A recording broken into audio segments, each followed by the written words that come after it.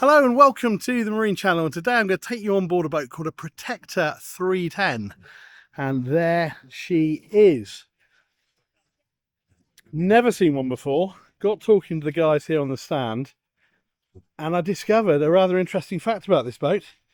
Protector are the ribs of choice for the America's Cup chase boats and Sail GP. So right at the moment, because I'm here at the Southampton International Boat Show, there is a fleet of these, 28 of these, out in Barcelona at the moment as chase boats for the America's Cup. So if it's good enough for the America's Cup, I thought, well, it's good enough for the Marine Channel. So I'm going to take you on board and tell you all about it. So this boat is a New Zealand built boat company. And basically these boats are built for commercial purposes. But in the last few years, they've been available to, if you like, members of the public. So this one is endowed with a couple of Mercury 300 horsepower. This will push on to around 50 knots. 50, gosh. And apparently it'll do that in pretty much any weather. It's an amazing seakeeping boat. And if you think about the America's Cup and Sail GP, the chase boats have got people on board there monitoring all sorts of things on laptops. So it's not only a boat that will go through any weather, it's a boat that will go through any weather in some degree of comfort. So let me get aboard and let me tell you a little bit more about this. So I've got to walk around here.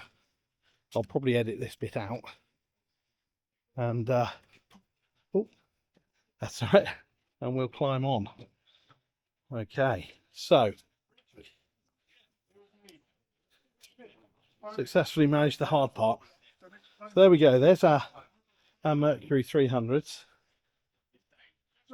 So bear in mind that this really is a commercial boat. This one is actually going to a private customer, and there are things that they can do to make this kind of slightly more kind of user friendly. What I mean by that is you can see here this seat.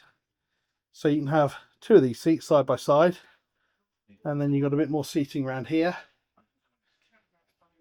This one's actually going to a gentleman that's going to use it as a commuter boat. So he lives out in the Channel Islands.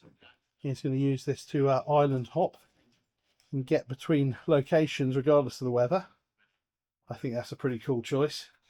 Just in under here, by the way, is our bathing ladder. And there's a bit more storage on the starboard side as well. We've got this cover system, so this will drop down, and then we can close the kind of helm position for a little bit more comfort. Talk about the rib part of this. It's got 7 chambers on these Hypalon tubes. It's also a very, very heavy boat, deliberately heavy. The hull's really, really thick, really well laid up. So it's about 19 millimeters thick, which, according to the team here, is almost twice the thickness that you get or expect to get on most ribs.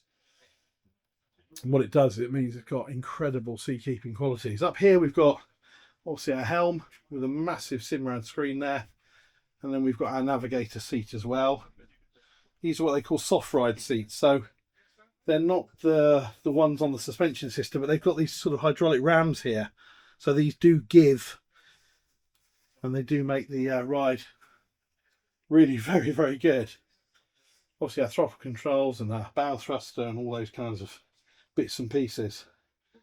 The company themselves make boats from 25 feet up to 41. So this particular one with this sort of enclosed cabin area, the 310, this is the smallest one they do with the enclosed cabin.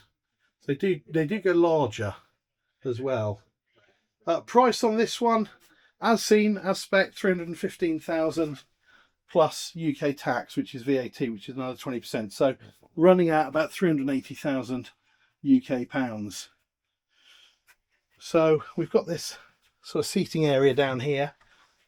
You can use this for sleeping. This is kind of, you know, human sized, but everything is really engineered to be super robust.